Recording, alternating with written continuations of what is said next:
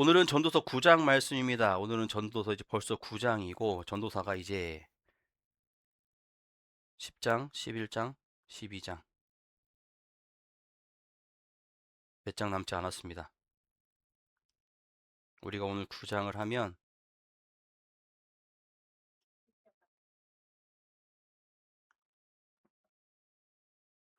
12장까지니까 10, 11, 12. 이제 3장 남았어요. 3주 후면 이제 아이들이 개학할 때쯤 되면 개학하고 그 첫 주에는 이제 다른 말씀을 준비를 하도록 하겠습니다. 그래서 지금 한참 고민이에요. 지금 우리가 이제 로마서도 했고 전도서 했고 지금 전도서 하고 있고 잠언 했고 그죠? 우리 세 가지를 했죠, 지금 강의를. 로마서 했고, 그죠? 그러면 지금 우리가 성경 66권 중에 세 권을 마무리하는 거예요. 어떻게 보면 되게 큰 일입니다. 그런데 이 시편을 할까 했는데 시편 너무 장수가 많아서 거의 분량이 거의 3년치 분량이에요. 한 주에 하나씩 하면. 한 주에 하나씩 하면 시편이 몇 편까지 있죠? 100, 그죠? 그러면 거의 3년치예요. 주일마다 하면 3년 동안 시편을 해야 돼. 근데 그거 아십니까? 150편이면 우리가 3년은 조금 안 되는 거예요. 크리스마스 전에 끝나는 거예요. 우리가 한 1년에 52주니까. 그렇죠. 그러면 3년이에요. 딱 3년 조금 더 되는 건데, 근데 그거 아세요? 이 잠언하고 저기 전도서 1장에서 13장, 12장, 13장하고 12장까지 하는데 이 12장, 13장을 하는 가운데서도 똑같은 내용들이 계속 반복이 돼요. 그럼 여러분들 3년 동안 똑같은 얘기를 계속 들어야 돼요. 후. 그래서 지금 시편보다는 당분간은 올해까지는 이제 강해 말고 그냥 주제 설교나 이야기 설교로 좀 이렇게 약간 좀 재밌는 좀 이렇게 그냥 들으면서 같이 웃기도 하고 하는 그런 설교를 해볼까. 그러니까 흔히 말하는 주제 설교나 이야기 설교겠죠. 강해 설교가 아니라. 그래서 그렇게 한번 해볼까 어, 중입니다. 이제 우리가 하반기니까. 그래서 올 하반기는 좀 그렇게 우리가 작년 1년 동안 또 우리가 또 26년 상반기 동안 이제 쭉 강해 설교를 했잖아요. 그래서 하반기에는 요 잠원이 끝나고 나면 그러니까 8월 애들 개학하고 2학기 때부터겠죠. 이때는 크리스마스 전까지 이야기 설교로 주제 설교로 함께 나눠보려고 합니다. 근데 그거 아십니까? 강해 설교가 준비하기는 어렵습니다. 시간도 오래 걸리고 한 장을 1절부터 끝절까지 다 그거를 봐야 되고 분해해야 되고 굉장히 시간이 오래 걸려요. 그런데 좋은 건 주제 말씀을 안 잡아도 된다라는 거예요. 정해져 있으니까. 그 안에서 그 성경을 보고 주석을 보고 또 기도하면서 하나님께 주신 음성들 또 우리가 삶 가운데서 주시는 그 은혜들을 이제 함께 나누는 건데 성경 강해는 이제 성경을 분해하면서 보는 거죠. 그러다 보니까 준비 시간은 오래 걸리지만 좋은 점 하나는 주제 성구를 정하지 않아도 된다라는 거예요. 근데 그거 아십니까? 설교를 준비할 때 가장 심혈을 기울이는 게 그 한 주의 말씀, 성경 구절을 구하는 거예요. 어떤 사람은 성경 구절을 찾는다고 합니다. 하지만 우리는 성경 구절을 구한다라고 말해요. 하나님께서 어떤 성경 구절을 우리에게 주실까? 하나님 앞에 구하는 거죠. 어떨 때는 예배 전까지 그래서 예전에 어떤 교회들은 주보에 말씀이 없는 말씀 구절이 안 적혀져 있는 교회들도 있었어요. 목사님이 11시 예배 전까지 11시 50분까지 말씀이 안 정해지시는 거예요. 그 강단에 올라와서 성경을 딱 폈는데 그 성경 구절이 딱 펼쳐지는 경우들도 있었어요. 그래서 우리는 하나님의 말씀을 구한다고 하는데 그래서 우리가 전도서가 끝나면 주제 설교나 다른 이제 강의 설교가 아닌 당분간은 다른 설교를 한번 해볼까 합니다. 여러분 한 주간 동안 어떻게 지내셨습니까? 한 주간 동안 또 많이 더웠죠? 많이 덥고 또 많이 습하고 이제 한여름이 되다 보니까 많이 습합니다. 햇빛도 햇빛이지만 우리 대한민국의 여름은 햇빛 때문에 더운 것도 있지만 가장 큰 적은 습도죠. 습기. 습하기 때문에 많이 더워요. 짜증나고 햇빛이 강해서 사람이 신경질이 나는 경우는 별로 없어요. 그 햇빛만 피하면 되니까. 양산 쓰면 햇빛 피해집니다. 그러면 어느 정도 괜찮은데 습하니까 사람의 불쾌지수가 높아져요. 그러다 보니까 아무것도 아닌 일에 신경질이 나고 아무것도 아닌 거에 톤이 높아지고 그러다 보면 서로 티격태격. 니 잘났네 나 잘났네 너 죽고 나 죽자. 한 주간 동안도 하나님 안에서 평안하게 지내셨습니까? 우리가 살아가면서 늘 계획을 세우죠. 계획을 세우기를 좋아하는 여인이 하나 있습니다.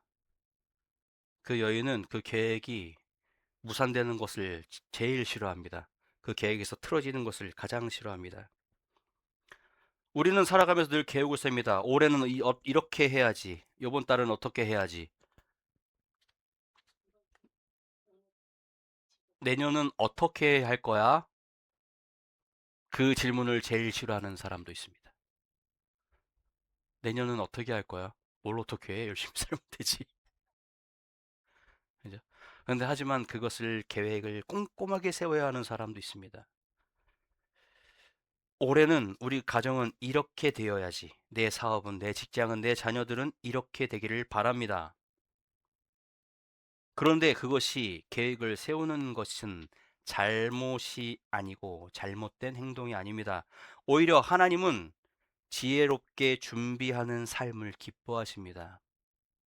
계획하는 삶이 하나님이 우리의 삶을 모든 것을 계획하실 텐데 우리 그 성경 우리 말씀에서 계속 배우잖아요. 우리가 아무리 계획할지라도 그것을 인도하시는 이 하나님이시라. 그래서 계획을 하지 말라는 이야기가 아닙니다. 하나님께서는 건설적인 계획적인 사람을 좋아하십니다. 그 계획 가운데 그것을 이루시기를 원합니다. 물론 하나님께서 계획하신 대로 이뤄가시기도 하지만 우리가 계획하고 우리가 하나님 앞에 살고자 하는 모습대로 그것을 성취해 나가는 것을 하나님께서는 기뻐하십니다. 이해가 안 되십니까? 눈동자가 자꾸 돌아가서. 하나님은 지혜롭게 준비하는 삶을 기뻐하십니다. 그러나 우리의 계획대로만 인생은 흘러가지 않죠. 우리의 계획대로만 인생이 흘러간다면 얼마나 좋겠습니까? 그죠? 내가 계획한 대로 탁탁 떨어져서 그렇게만 되어지면 얼마나 좋겠습니까? 그런데 그렇게 됩니까? 어느 날 갑자기 질병이 찾아옵니다. 예상치 못한 사고가 나서 갑자기 금전적 지출이 일어납니다. 아니면 또 갑자기 사고를 당해 금전적 이익을 보기도 하죠. 갑작스러운 실직, 사랑하는 사람과의 이별, 생각지도 못했던 실패들을 경험할 때도 많이 있습니다. 실패는 내 계획 속에 없죠. 실패는 계획 속에 없습니다. 실패를 계획하는 사람은 없어요. 내 계획 가운데 그것이 실패하는 경우는 있지만 누구든지 실패할 것을 계획하는 사람은 없습니다. 내 계획이 완벽할지라도 물론 그런 사람도 있겠죠. 이것이 실패했을 경우에 다른 플랜을 짜는 사람도 있죠. 하지만 그것은 내가 실패했다라고 가정해야 하는 것이 아니라 혹시 모를 상황에 이렇게 돼야지만 혹시 모를 실패를 하게 된다면 이렇게 해야지라는 계획을 세우죠. 우리는 실패의 계획을 세우지 않습니다. 그렇지만 우리는 실패를 경험할 때가 많이 있죠.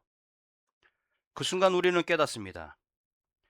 내가 내 인생을 다 통제할 수 있는 존재가 아니구나. 내 삶, 내 발가락, 내 발걸음, 내 손길 하나도 내 마음대로 할 수 있는 것이 아무것도 없구나. 그렇게 할 수 있는 존재가 아니구나. 라는 것을 깨닫게 되죠. 전도서는 바로 그 현실을 정직하게 보여주는 책입니다. 전도서는 우리에게 지금까지 다 무엇이라고 얘기해요? 헛되고 헛되며 헛되도다. 근데 그 헛됨을 변화시키는 것이 무엇이었습니까? 하나님의 손길, 하나님을 경외함으로 인해, 하나님을 섬김으로 인해, 하나님과 함께함으로 인해 그것들이 변화되어지는, 그것들이 완전해지는 것들을 보게 되지요. 전도서는 그런 것을 우리에게 보여주는 책입니다. 현실적으로, 정직하게 우리에게 보여주죠.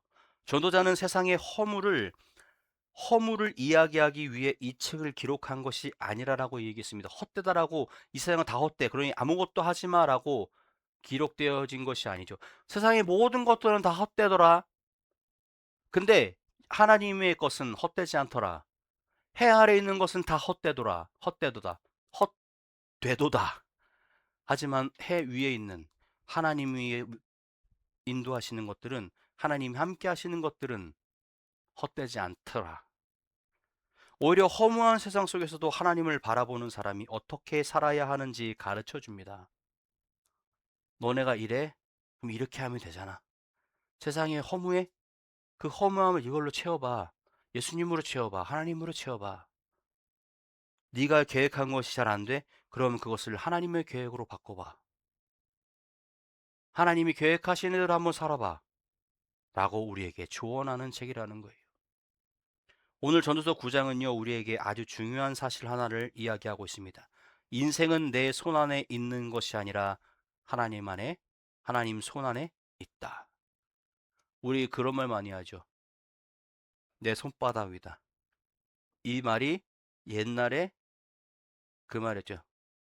그게 어디서는 부처님 손바닥 아니라 그러잖아요. 그만큼 부처님께서 많이 넓게 보신다라는 거죠. 시야가 넓다라는 거죠. 우리는 하나님 손 안에 있다라는 거. 온 우주 만물이 하나님 손 안에 있다라는 거예요. 그러니 손 안에 있는 것도, 내 손 안에 있는 것은 내 마음대로 할 수가 있겠죠. 내가 컨트롤할 수 있으면 내가 버릴 수도 있고 내가 그것을 잘 사용할 수도 있겠죠.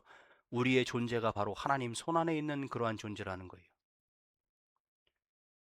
하나님께 달려있다. 우리는 찬양과 예배와 말씀을 통해서 모든 것, 항상 우린 얘기합니다. 내 삶이 주 안에 있습니다. 내 삶을 하나님 앞에 드립니다. 하나님 내 손을 잡아 주십시오. 하나님과 함께하는 삶을 사는 찬양들을 우리는 매일 입으로 부르고 있습니다. 하지만 우리의 삶은 어떠하던가요? 내 입에서 나오는 그 찬양의 고백처럼 내 인생을 살고 계십니까? 말씀을 들으며 아멘 아멘 했던 그 말씀들이 내 삶을 주관하고 계십니까? 말씀과 내 삶을 따로따로 분리하지 마십시오. 말씀과 우리의 삶은 하나가 되어져야 합니다.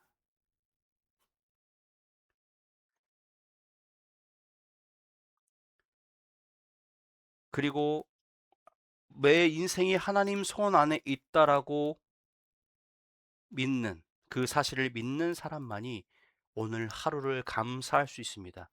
오늘 하루의 평안을 누릴 수가 있습니다. 오늘 하루를 지혜롭게 살아갈 수 있다라고 말씀합니다. 하나님 손 안에서 모든 것들이 이루어진다는 것, 하나님 안에서 모든 것이 이루어진다는 것을 알면 감사하지 아니할 수가 없다라는 거예요. 우리가 감사가 없는 이유는 뭡니까? 내가 잘났기 때문에 감사가 없는 거예요. 내가 이것을 가지는 것이 당연하다라고 생각하기 때문에 감사하지 않는 겁니다. 부모가 나에게 이렇게 해주는 것 당연하기 때문에 감사하다는 말을 요즘 아이들은 하지 않아요. 자기가 기분 좋을 때만 아빠 고마워요, 엄마 고마워요. 모든 것, 우리가 찬양 가운데 모든 것이 은혜라고 하며 찬양합니다. 모든 것이 은혜, 은혜, 은혜. 날 구원하신 주 감사. 입으로는 감사합니다. 입으로는 모든 것이 주님의 은혜입니다라고 이야기하지만 우리의 삶은, 여러분들의 삶은 그 은혜 가운데, 그 감사한 가운데 거하고 계십니까? 그것을 점검해 보시기 바랍니다. 오늘 말씀을 통해 하나님께서 우리에게 주신 은혜를 함께 나눠보려고 합니다. 첫 번째는요, 모든 것이 하나님 손 안에 있다라고 이야기합니다. 두 번째는 하나님이 주신 오늘의 기쁨을 누리십시오. 세 번째는 결과보다 지혜의 길을 선택하십시오. 결과보다는 지혜롭게 가는 것을 선택하시기 바랍니다. 당장 그 한순간의 쾌락을 위해서 그 과정을 짓밟아 버리지 마시기 바랍니다. 비록 결과가 좋지 않을지라도 그 가정 가운데 올바른 길로 걸어간다면 하나님께서는 그 마지막의 길도 올바르게 좋은 결과로 우리와 함께 하신다는 것을 믿으시기 바랍니다. 첫 번째로 말씀 1절을 한번 함께 보도록 합니다. 이 모든 것을 내가 마음에 두고 이 모든 것을 살펴본즉 의인들이나 지혜자들이나 그들의 행위나 모두 하나님의 손 안에 있으니 사랑을 받을 받을는지, 사랑을 받을는지, 미움을 받을는지, 사람이 알지 못하는 것을 모두 그들의 미래의 일들임이니라. 성경은 왜 이렇게 말을 어렵게 쓸까요? 사랑을 받을지, 그냥 하면 되지. 받을는지. 의인들이나 지혜자들이나 그들의 행위나 모두 하나님 손안에 있으니라고 이야기합니다. 이것은 참 놀라운 이야기가 아닐 수가 없습니다. 여기서 하나님의 손은 하나님의 능력, 하나님의 보호, 그리고 하나님의 절대적인 주권을 의미합니다. 그냥 하나님 손바닥 위에 있는 것이 아니라 하나님의 능력을 이야기하는 것이고, 하나님께서 우리를 보호하신다라는 것을 이야기하시는 것이고, 하나님께서 우리에게 절대적인 주권을 가지고 계신다라는 것을 의미한다라는 거예요. 우리는 미래를 알지 못합니다. 여러분들 미래를 알고 계십니까? 내일은 어떤 일이 일어날지, 1년 후에 어떤 일을 만날지 아무도 알 수가 없습니다. 당장 예배 끝난 후에 점심을 무엇을 먹을지 우리는 알 수 없어요. 계획은 해놨죠. 하지만 그 계획을, 그 식사를 준비하는 그 주권을 가진 사람이 그 주권을 발휘하여 권력을 휘둘러 다른 것으로 준비한다면 오늘 점심은 이거구나 라고 생각하고 있지만, 생각해보면 쉽게 학생들 기준으로 생각했을 때 오늘 급식은 이거야. 그래서 막, 와, 오늘 맛있는 거다. 제가 군대 있을 때 그랬어요. 급식표가 이렇게, 주간 급식표가 이렇게 나오잖아요. 그러면 이제 밑에 병사들이, 이제 흔히 말하는 쫄병들이, 후임들이 이제 얘기를 해줘요. 정유병장님 오늘 아침은 뭐입니다. 그래, 그럼 난 안 먹을게. 이제 오늘은 군대리아입니다. 그래, 가자. 가요. 그래서 오늘은 불고기입니다. 소불고기입니다. 그래, 소불고기야? 막 열심히 갔어요. 소불고기 먹자고 열심히 갔는데 얼라리 소불고기가 안 나왔네. 분명히 오늘은 소불고기가 나오는 날이었어요. 계획은 다 그렇게 돼 있었어요. 그런데 막상 갔더니 소불고기가 아니라 제육볶음도 아닌 급식이 조달이 안 돼서 다른 게 나왔네요. 조기구이가 나왔네. 아니면 군인들이 제일 싫어하는 거였어요. 명순조, 명태 순살조림. 그 취사병 거기도 나왔어요. 그 얘기. 명순조라고 진짜 그 명태 순살조림이라고 있어요. 그게 요리법이죠, 요리법. 이게 편육처럼 이렇게 나와요. 명태살이 이렇게 네모 큐브로 나오는데, 그거를 우리가 아는 집에 조림하듯이 이렇게 프라이팬에 조리는 게 아니라 그 밥하는 스팀기가 있어요. 거기다가 차곡차곡 이렇게 쫙 싼 다음에 거기다 양념장을 싹 뿌려요. 그리고 그 스팀에서 찌는 거예요. 근데 그렇게 못 먹을 음식은 아니에요. 사람 먹을 음식이긴 한데 그만큼 입에 맞지 않다라는 거죠. 드라마니까 좀 과장된 게 있긴 한데 저 때는 잘 먹었어요. 맛있게. 아유, 그래도 먹을 게 없던 시절은 아니었어요. 그래도 일주일에 고기 3번은 나오던 시절이었어요. 그거 지금 요즘에 군대는 일주일에 고기가 7번 나와요. 거의 매일 고기가 나와요. 우리는 육고기는 일주일에 3번 정도 나왔나? 소 1번, 돼지 한 3번? 일주일에 4번 나왔던 것 같아요. 거의 뭐 매식의 고기가 들어 있었던 것 같아요. 당장 계획표에 나와 있던 메뉴도 상황에 따라 달라질 수가 있다라는 거예요. 근데 여러분, 우리의 인생 길고 멀고 아직 모릅니다. 우리의 인생 앞은요, 하얗게 껴있는 안개와도 같아요. 그것을 바로 디뎌보지 않으면 알 수가 없다라는 거죠. 여러분, 안개가 짙으면 바로 내 1m 앞도 안 보일 때가 있어요. 헤쳐나가 봐야 내 앞에 뭐가 있는지 보일 때가 있습니다. 우리의 인생이 그러하다라는 거예요. 군대에서 가장 많이 이야기합니다. 신병 들어오면 눈 감아봐. 어때? 캄캄합니다. 그게 네 군생활이다. 이래 얘기를 해요. 그게 네 군생활이라고. 캄캄하지? 앞이 안 보이지? 그게 네 군생활이야. 그러면서 한마디 더 합니다. 나는 30일 남았다? 2번 죽이죠. 우리의 인생은 한 치 앞을 알 수가 없습니다. 그런데 하나님은 알고 계시다라는 거예요.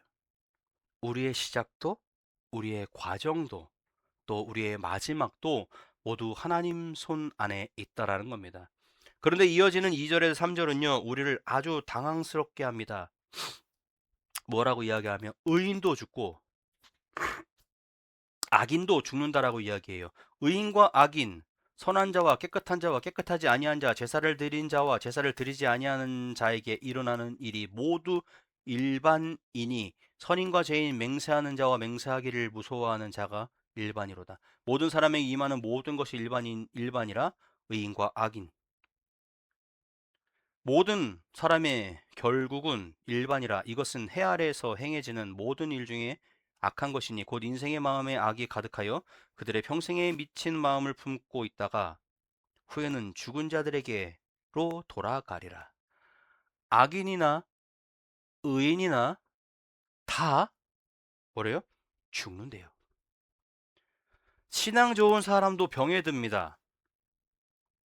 믿지 않는 사람도 병에 들어요. 잘 믿는 사람이라고 안 아픕니까? 아파요. 맨날 팽자팽자 논다고 해서 아픕니까? 안 아픕니까? 그 사람도 아파요. 착한 사람도 사고를 당합니다. 아무리 착하게 산다 그래도 사고 안 당하나요? 사고 당해요. 악한 사람도 오래 사는 것처럼 보입니다. 악한 사람이 더 오래 사는 것처럼 보여요. 우리는 묻습니다. 왜 그렇습니까? 왜 그럽니까? 왜 저들하고 우리가 똑같습니까? 나는 하나님도 열심히 믿었고요. 예배 한 번도 빠진 적이 없고요. 근데 어떻게 내 삶이 저들과 믿지 않는 자들과 악한 자들과 내 삶이 똑같냔 말입니다, 하나님.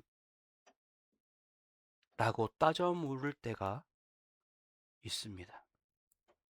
전도자는 명확하게 설명하지 않습니다. 대신 이렇게 이야기해 줍니다. 모든 것은 하나님 손 안에 있다. 왜 그렇게 되는지, 왜 그렇게 하는지 몰라.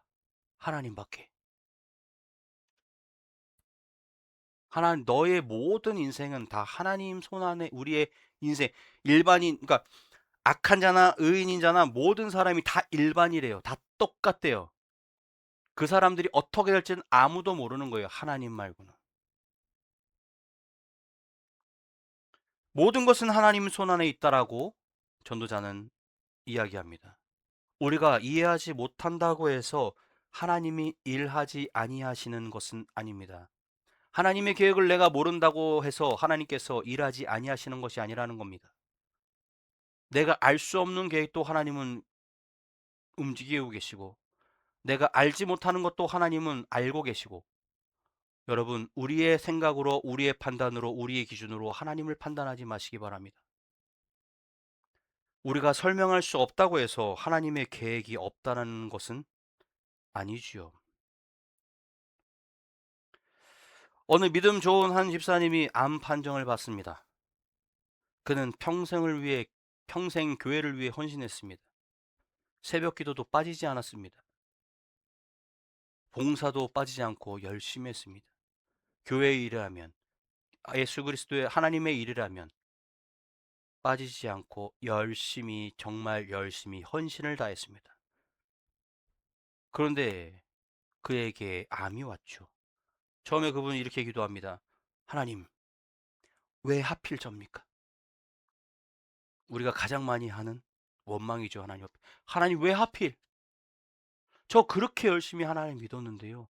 평생 하나님을 섬기면서 하나님을 위해 목숨 바쳐 살아왔는데 왜 하필 접니까? 왜 하필 저예요? 그런데 치료받는 동안 하나님께서 그의 마음에 이런 믿음을 주셨다고 합니다. 내 인생은 처음부터 내 손 안에 있었다. 네가 아무리 난다 긴다 잘한다 할지라도 너의 생사주간은 내 손 안에 있었다라는 거예요.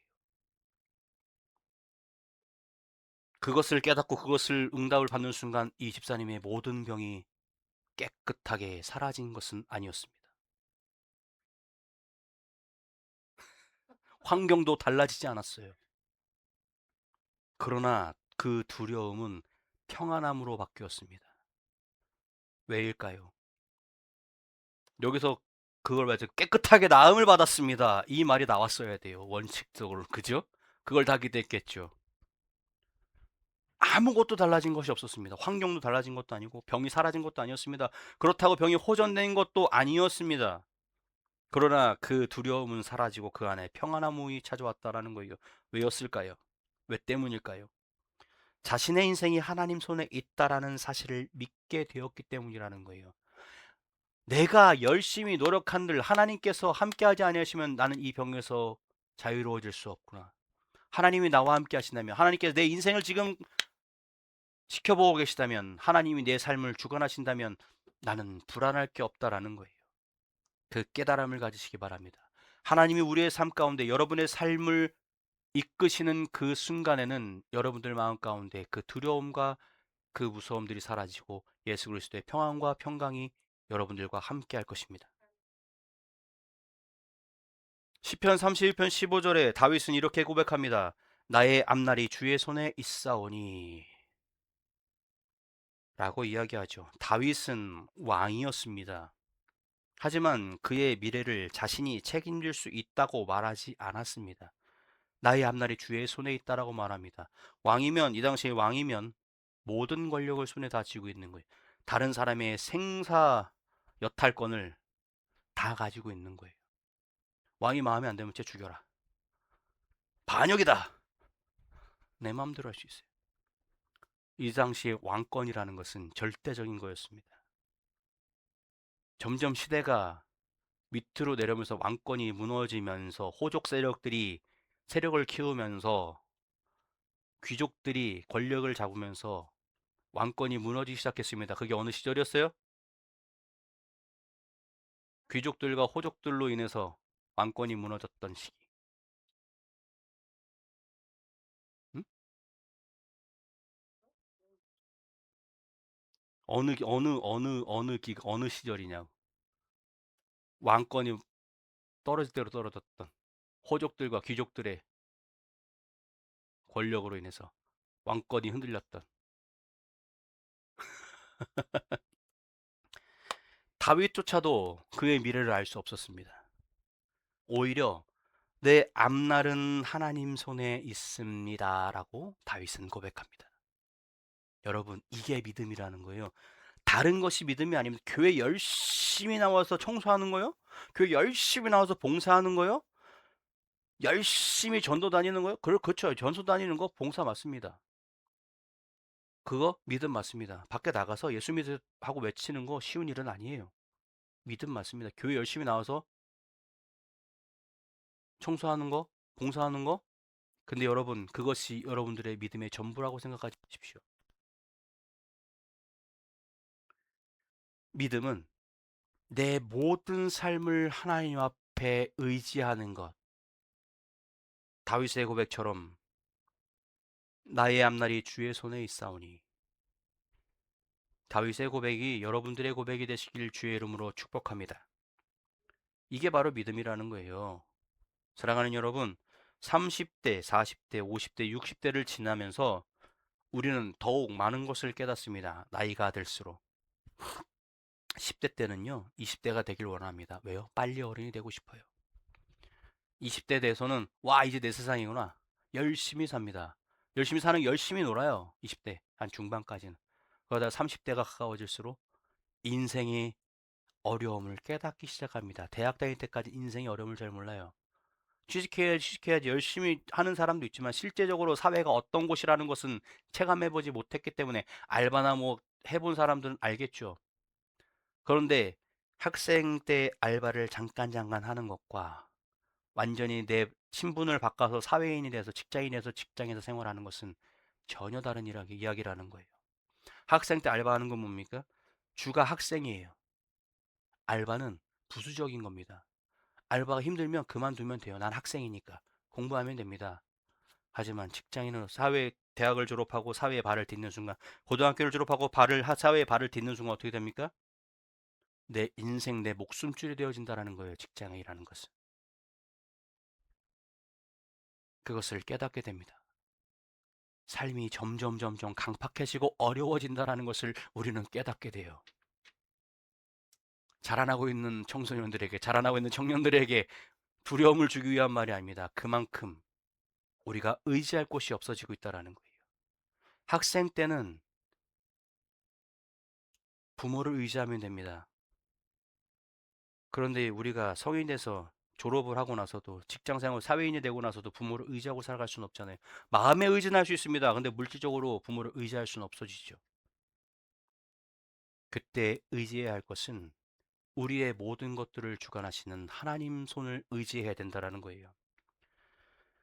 내 마음대로 되는 일이 많지 않습니다. 내 계획대로 되면 얼마나 좋겠습니까?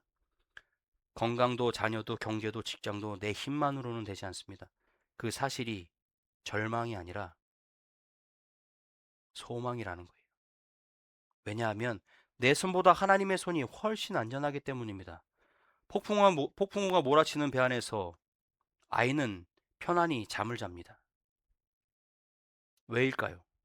왜 그렇습니까?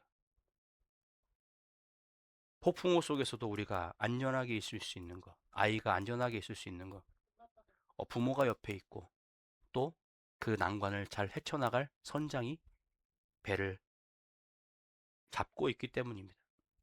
여러분, 우리의 인생도 마찬가지입니다. 인생의 풍랑 속에서도 하나님이라는 선장을 믿으시면 됩니다. 하나님이라는 선장을 아무리 높이 떠 있는 비행기도 우리가 그 높은 여러분 생각해 보세요. 그 비행기 그 쉽게 탈 수 있는 게 아니에요. 떨어지면 죽는 거예요, 그냥. 그건 어떻게 살 방법이 없어요. 날다가 뚝 떨어지면 아무리 잘 착륙해도 누군 죽어요. 기체가 고장나서 떨어지면 엔진이 없기 때문에. 그런데 우리가 그걸 왜 탑니까? 안전하게 그 비행기를 잘 운전할 거라고 믿는 거예요. 왜냐면 기장이 되기 위해서는 수많은 시간을 수년 동안 수십 년을 훈련하고 연습했던 사람이기 때문에 그 사람을 믿는 겁니다. 우리가 택시를 왜 탑니까? 우리가 버스를 어떻게 탈 수 있습니까? 안전할 거라고 생각하기 때문에. 안전하게 난 그곳까지 갈 수 있다라고 생각하기 때문에 거기에 내 몸을 실는 거예요. 이거 위험한데? 이거 가다 죽으면 어떡하지? 그럼 절대 대중교통 못 타요. 안전해. 이건 안전할 거야. 왜요? 일단은 그것을 운전하고 있는 사람을 믿는 거예요. 여러분, 여러분들의 인생은 하나님께서 운전하고 계십니다. 여러분들이 타고 있는 인생의 열차는 인생의 방주는 하나님께서 선장되신다라는 거예요. 우리 옛날 어린이 찬양 있죠. 나는 구원 열차 올라타고서 하늘 날아가지요. 최악역 벗어나 달려가다가 내리지 않죠. 좌표 필요 없어요. 주님 선장 되시니 나는 염려 없어요. 나는 구원 방주 올라타고서 하늘 날아가지요. 안 끝나요. 주님, 내 인생은 주님 손 안에 있습니다. 이 고백으로 살아가시는 저와 여러분 되길 주의 이름으로 축복합니다. 두 번째는요. 하나님이 주신 오늘의 기쁨을 누리십시오. 7절에 말합니다. 너는 가서 기쁨으로 내 음식을 먹고 7절에 말해요. 기쁨으로 내 음식물을 먹고 즐거운 마음으로 내 포도주를 마실지어다. 이는 하나님이 내가 하는 일들을 벌써 기쁘게 받으셨음이라. 얼핏 보면 이상합니다. 이 말씀. 너는 가서 기쁨으로 내 음식을 먹으래요. 죽음을 이야기하다가 갑자기 또 먹고 마시라고 이야기합니다. 왜 그렇습니까?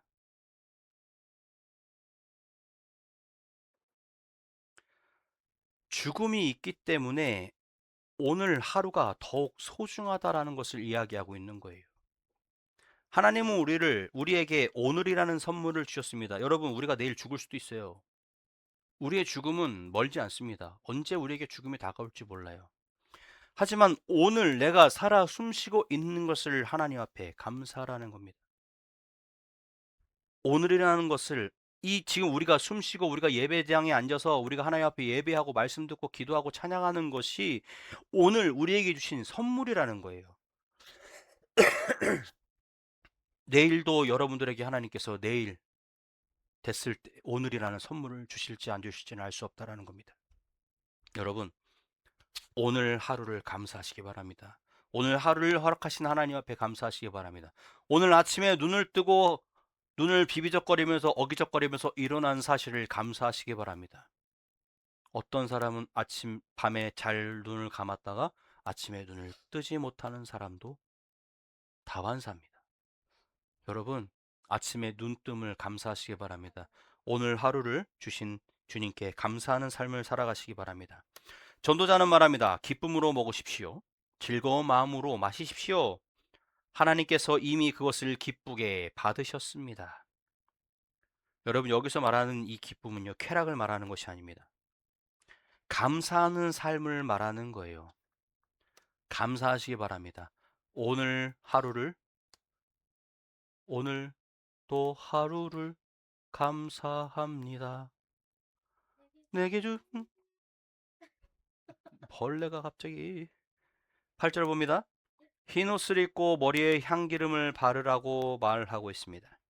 내 의복을 항상 희게 하며 내 머리에 향기름을 그치지 아니하도록 할지니라.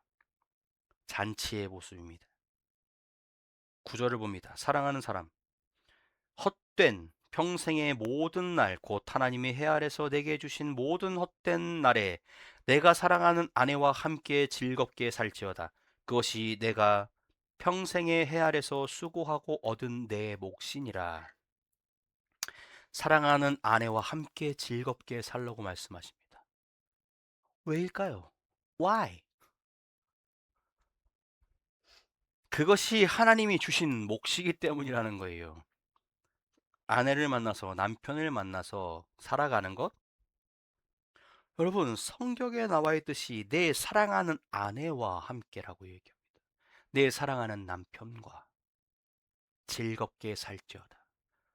명령하고 계시는 거예요. 즐겁게 살래요. 즐겁게 살아라. 즐겁게 살래? 아니라 명령으로 즐겁게 살지어다. 하나님께서 우리에게 주신 몫이라는 겁니다. 우리는 행복을 너무 멀리서 찾는 경향들이 있어요. 우리 지난주에 뭐라고 했습니까? 기뻐서 행복하다 그랬습니까? 행복해서 기쁘다 그랬습니까? 기쁨은 기뻐서 행복한 것이 아니라 행복해서 기쁘다라고 이야기 드렸어요. 여러분, 행복은 멀리 있지 않습니다. 우리 그거 있죠. 네이클로버가 뭐죠? 행운이죠. 세이클로버는 뭔지 아세요? 행복이에요. 여러분 생각해 보세요. 그 많은 행복들이 깔려 있는데 거기서 행운 하나를 찾아 헤맵니다. 그 많은 행복들을 제쳐두고서 그 많은 행복이 얼마나 많겠어요. 근데 그 많은 행복들 사이에서 그 행운을 하나 찾아서 그 행복들을 다 짓밟아 버리고 있다라는 거예요. 다 꺾어낸다라는 겁니다. 이 얼마나 안타깝습니까? 세이클로바를 소중히 여기는 사람은 없어요. 그 중에 하나 네이클로바. 근데 그거 아십니까? 세이클로바는 정상이죠. 네이클로바는 그러면 유전자 부조합이에요. 따지고 보면. 그잖아요. 유전자 조합이 잘못된 거예요. DNA가 잘못된 거예요. 그건 풀립이. 세 개가 나와야 정상인데.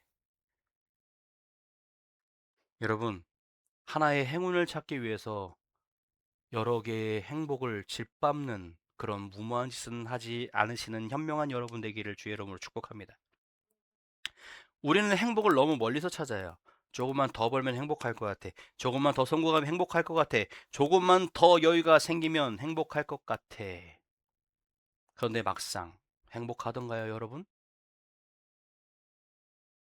앞에서도 항상 말씀드렸습니다. 이것들이 채워지면 채워질수록 허무해진다고. 욕심이 너의 입에 들어간 음식물과 같다 그랬어요. 먹어도 먹어도 채워지지 않는다는 거. 당장은 먹으면 배부르지요. 아침에 밥 먹으면 배부릅니다. 점심 돼서 저녁 때쯤 되면 어떻습니까? 아침에 그렇게 배가 터지도록, 점심에 배가 터지도록 먹었는데 저녁에 배고파요. 저녁을 배 찢어지게 먹었습니다. 밤 12시 돼가지고 야식도 먹었어요. 아침 되면 배고파요. 당장 이제 더 이상 못 먹을 것 같아. 아우, 한 2, 3일 안 먹어도 살겠다. 여러분, 하루만 지나고 화장실에 똥 한 번만 싸보십시오. 그 다음날 바로 배고파요. 그 다음에. 우리의 욕망은, 우리의 욕심은 채워도 채워질 수 없다라는 겁니다. 여러분, 여러분에게 주어진 그 현실을 행복해 하시기 바랍니다. 여러분들에게 지금 주어진 하루를 감사하시기 바랍니다. 하나님은 말씀하십니다. 오늘의 식탁, 오늘의 가족, 오늘의 건강, 오늘의 일터, 오늘의 예배가 이미 하나님의 선물이라고 이야기하고 계십니다. 여러분, 행복은요, 미래에 있는 것이 아닙니다. 멀리 있는 것이 아니에요, 행복은. 하나님은 오늘도 우리에게 선물로 주셨습니다. 행복을, 행복을, 행복을. 오늘 웃을 수 있다면 웃으십시오. 오늘 사랑할 수 있다면 사랑해야겠네요. 오늘 감사할 수 있다면 감사하십시오. 아이들이 말 안 듣고 지지고 볶아도 건강하게 내 앞에서 씩씩거리고 헥헥거리고 있음에 감사하십시오. 저 아이들이 병실에 누워 있어 봐요. 부모들의 근심과 걱정이 한가득이겠죠. 매일 아파서 골골대 보십시오. 가끔 그런 생각도 들어요. 야, 쟤들은 안 아파서 속은 썩여도 아프지 않아서 참 감사하다. 우리 주변에 보면 많잖아요. 아파서 맨날 병원에 입원해 있고, 뭐해서 병원에 입원해 있고, 뭐해서 갑자기 밤에 응급실 가고. 야, 그래도 그거 하나만으로도 감사하다라고 생각할 때가 있었습니다. 근데 사람이라는 게 거기서 끝나는 것이 아니라 조금 더, 조금 더, 조금 더. 이만큼까지 했는데 조금 더 했으면 좋겠어. 채워지지가 않는. 자꾸 내 한계치가 올라간다라는 거죠. 기대치가. 오늘 함께 밥상에 앉아서 티격태격 할지라도 같이 밥상을 식사를 할 수 있는 것이 은혜라는 겁니다. 사랑하는 여러분, 식탁에서 혹시 스마트폰만 보고 계십니까? 우리 요즘 식당 가면 많이 보죠. 주변에서 핸드폰 안 보고 있는 사람들이 없어요. 다 보고 있어요. 뭐 어떤 집은 아이들만 보고 있는 집도 있고, 어떤 집은 엄마, 아빠, 애들까지 다 핸드폰 보고 대화가 없는 테이블들을 봅니다. 그러고 보면 우리는 참, 그죠? 핸드폰은 보지 않으니까 식탁에서. 뭐 중요한 메시지 확인 아닌 이상. 요즘은 그게 흔한 풍경이 집에서도 그렇습니다. 집에서도 각자 핸드폰 보면서 밥 먹어요. 아이들은 아이들대로, 어른은 어른대로. 가족이 함께 있는데도 각자 휴대폰만 바라보고 있지 않으십니까? 같이 눈을 맞추며 같이 얼굴을 보며 식사하는 시간에 여러분 오늘 저녁만이라도 휴대폰을 내려놓고 가족의 얼굴들을 보십시오. 아이가 음식을 꼭꼭 씹어 먹는 그 모습을 보십시오.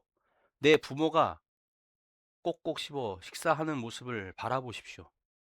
내 아이의 입속으로 들어가는 고기 한 점을 함께 바라보십시오. 여러분, 내 아이가 잘 먹는 것 또한 행복입니다. 내 부모님이 건강하게 식사를 잘 하시는 것도 지금은 모르지만 나중에 나이가 들면 그것도 감사함이 된다라는 거예요. 감사의 기도를 드리십시오.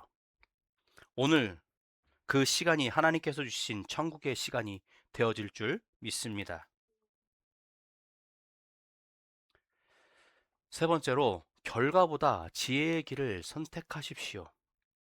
결과보다는 공의로운 길을, 지혜로운 길을. 11절에 말씀하십니다. 빠른 경주자들이라고 선착하는 것이 아니며 라고 이야기해요.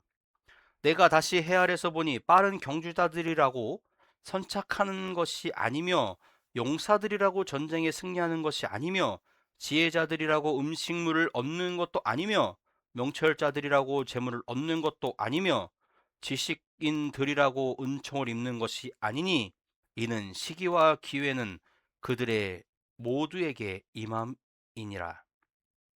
그들 모두에게. 여러분 빠르다고 경주에서 무조건 이긴다는 선착 먼저 도착한다라는 것이 아니에요. 용사라 그래서 전쟁에서 다 이긴다라는 것은 아닙니다. 세상은 말합니다. 실력이 있으면 성공한다. 그러나 성경은 말합니다. 그렇지 않을 때도 많다. 네가 아무리 일당백의 장수라 할지라도 전쟁에서 매번 이길 수 있는 것은 아니야. 네가 지혜자라고 해서 지식인이라고 해서 네가 명예를 얻을 수 있는 것도 아니야. 매번 그렇게 네가 하는 것마다 다 잘 될 수는 없어. 라고 이야기하죠. 열심히 일했는데 실패할 때도 있습니다. 열심히 시험 공부했는데요. 잘 시험 점수가 안 나올 수도 있어요. 정직했는데 손해를 볼 수도 있습니다. 지혜로운데 인정받지 못할 때도 있어요. 왜 그럴까요? 시기와 기회가 있기 때문이라는 거예요. 마지막 11절 마지막 절에 말한 것처럼 시기와 기회는 그들에게 모두 임하느니라. 인생에는요, 우리가 계산할 수 없는 변수가 너무 많아요. 코딩은 그 변수들을 다 조합해낼 수 있습니다. 최대한 그 변수를 줄이죠. 이렇게 됐을 땐 이렇게, 저렇게 됐을 땐 이 변수를 최대한 찾아서 그 변수를 줄여내려고 합니다. 오류를 찾아내기 위해서, 오류를 최소한으로 하기 위해서. 근데 우리의 인생은 그 변수를 계산할 수 있습니까? 계산해서 그것을 변수를 고치기 위한 코딩을 다시 내 인생을 코딩을 한다고 해도 그 코딩이 완벽하게 내 변수를 다 해결하지는 못한다라는 거예요. 우리의 인생은 언제 어디서나 그 변수가, 그 버그가 일어날 수 있다라는 겁니다. 그것은 아무리 우리가 노력해도 잡아낼 수 없는, 미리 예측할 수 없는 버그가, 변수가 생겨날 수 있다라는 겁니다. 13절에는요, 작은 성읍의 이야기가 나옵니다. 내가 또 해 아래서 지혜를 보고 내가 크게 여긴 것이 이러니 곧 작고 인구가 많지 아니한 성읍, 어떤 성읍에 큰 왕이 와서 그것을 애워싸고 큰 흉벽을 싸고 치고자 할 때 그 성읍 가운데 가난한 지혜자가 있어서 그의 지혜로 그 성읍을 건진 것이라 그것이라. 그러나 이 그 가난한 자를 기억하는 사람이 없도다. 가난한 지혜자가 도시를 구했습니다. 그런데 사람들은 그를 기억하지 못합니다. 얼마나 허무할까요? 그런데 전도자는 17절에 이야기합니다. 조용히 들리는 지혜자의 말이, 세상은 큰 소리를 좋아합니다. 하지만 하나님은 조용한 지혜를 귀하게 여기십니다. 조용한 지혜를. 우리 그 얘기 있죠. 네덜란드였나요? 그 뚝방에 구멍이 나서 아이가 손으로 막아서 무너지는 것을 막을 수 있었다는 거. 뭐 그 아이가 뭐 다 전 세계 사람들이 다 알고 있는 이야기지만 그 작은 아이의 그 희생으로 인해서 그 마을 전체를 구할 수 있었잖아요. 성경에 나온 이야기 그겁니다. 가난한 지혜자가, 그 한 왕이 성읍을 둘러싸고 이제 그 성읍을 포위하려고 이제 함락하려고 하는데 그 자의 지혜로 그 성읍을 지켜냈음에도 나중에 그것을 알아주는 자가 하나도 없었다라는 거예요. 한 성도가 직장에서 부정한 방법으로 실적을 올리는 압력을 받았습니다. 하지만 그는 그것을 행하지 않았습니다. 결국 그 일 때문에 승진은 다른 사람의 몫이 되었고 그는 사람들에게 손가락질 받으며 바보처럼 살았습니다. 불의한 것을 하지 않고 정직함으로 나아갔더니 사람들은 그에게 손가락질합니다. 그러나 그는 이렇게 고백합니다. 승진보다 더 큰 것을 얻었습니다. 하나님 앞에서 부끄럽지 않은 평안입니다. 그들이 나에게 손가락할지라도 나는 하나님 앞에 부끄러운 것이 없습니다. 하나님께서 나의 삶을, 나의 것을 알아주시기에 나는 부끄럽지 않습니다. 나는 그것이 당연하다고 생각합니다. 여러분, 이것이 믿음이라는 거예요. 세상에 동의하지 않고 세상의 불의한 것에 협력하지 않고 그것에 맞서 하나님의 말씀을 올바로 세우는 것, 불이익을 당할지라도, 내가 사람들에게 손가락질을 당할지라도 하나님 앞에 하나님의 의를 세우는 것, 그것이 믿음이라는 겁니다. 그것이 하나님께서 우리에게 주신 은혜라는 것입니다. 여러분, 우리는 결과를 통해서 할 수 없습니다. 우리는 결과를 통제할 수 없습니다. 그러나 선택은 할 수 있습니다. 하나님은 성공보다 우리에게 순종을 원하십니다. 성과보다는 신실함을 보시기를 원합니다. 사람은 잊어도 하나님은 기억하고 계시다는 것을 기억하십시오. 사람은 평가하지 않아도 하나님은 우리에게 상을 주십니다. 그러므로 우리는 오늘도 정직을 선택하고 사랑을 선택하고 용서를 선택하고 지혜를 선택하는 사람이어야만 합니다. 그 길이 하나님께서 기뻐하시는 길이라는 것을 기억하시기 바랍니다.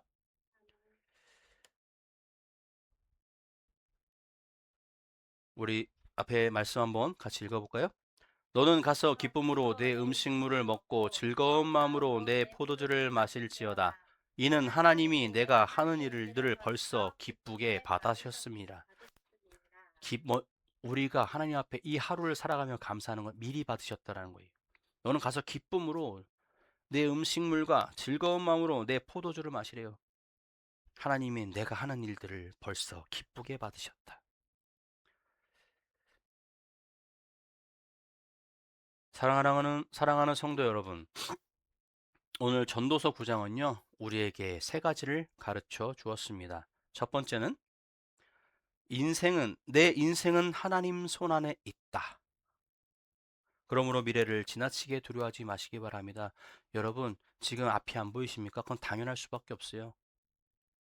그런데 그 막막한 그 앞을, 망망대해를 진행할 수 있는 것은 하나님께서 우리의 삶을 인도하고 계시다라는 것을 믿으면 갈 수 있다라는 거예요. 뭐 가끔 이런 얘기할 때 나오는 예화가 있죠. 망망대해에 떠 있는 배 한 척. 지금은 뭐 위성 시스템이 다 배마다 있기 때문에 길을 잘 찾아가지만 예전에는 뭘 보고 찾아갔습니까? 캄캄한 망망대해에서 별자리를 보든지 아니면 주변을 둘러서 불빛을 찾습니다. 등대를 봐요. 아, 그리고 저게 육지구나라고 생각, 그 불빛을 보고 향해 갑니다. 앞이 어떤 것이 있을 줄 몰라요. 하지만 그 한 줄기의 빛을 보고 그 배는 그 길을 쫓아갑니다. 그 빛을. 하나님께서 우리가 보이지 않는 망망대해에 있을지라도 하나님께서는 그 정한 곳에서 하나님께서 원하시는 그 미래 가운데에 우리를 글로 인도하고 계시다라는 것을 여러분 기억하시기 바랍니다. 두 번째는요. 오늘 이 하루는 하나님이 우리에게 주시는 선물이라는 것을 기억하시기 바랍니다. 여러분들이 가족을 사랑하십시오. 여러분의 아내를, 여러분의 남편을 사랑하십시오. 감사하며 살아가십시오. 하루 식사를 할 수 있는 것, 하루 내가 간식을 먹을 수 있는 것, 하루 부모 품 안에서 기뻐하고 웃을 수 있는 것, 그것이 다 여러분들의 감사의 조건이 되시길 바랍니다. 오늘 하루를 기뻐하시기 바랍니다. 세 번째는 결과보다 지혜를 선택하십시오. 한 과정을 무시하고 만들어낸 결과는 언젠가 그 결과는 무너질 수밖에 없다라는 겁니다. 과정을 잘 쌓아가시기 바랍니다. 사람이 몰라줘도 괜찮습니다. 세상이 기억하지 않아도 괜찮습니다. 하나님은 반드시 기억하시기 때문에 괜찮습니다. 사랑하는 성도 여러분, 우리가 살아가는 세상은 여전히 예측할 수 없는 삶입니다.